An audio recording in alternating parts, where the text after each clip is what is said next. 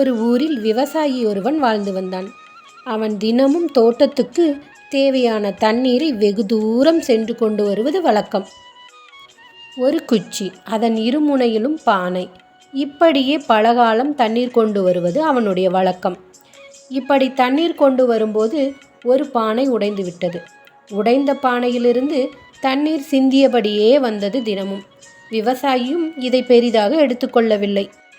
ஆனால் உடையாத பானை உடைந்த பானையை பார்த்து கேலி செய்தது.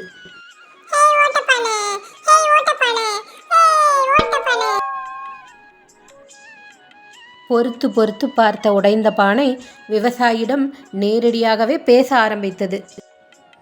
ஐயா, நான் உடைஞ்சு போயிருக்கேன், என்னை நீங்கள் கவனிக்கவே இல்லை.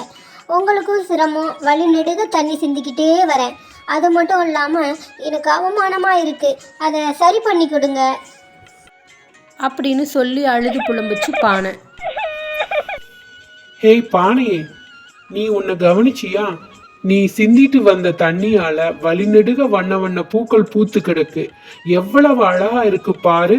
அந்த பூக்களை வித்து வர்ற பணம் என் குடும்பத்துக்கு உதவியா இருக்கு.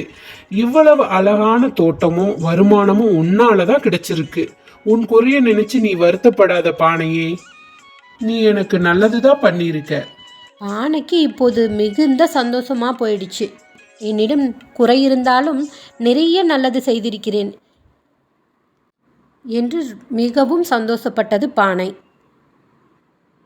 அடுத்தவர் பேச்சை கேட்டு கவலைப்பட்டு கொண்டிருந்தால் நம் எந்த வேலையும் செய்ய முடியாது இல்லையா குட்டீஸ்?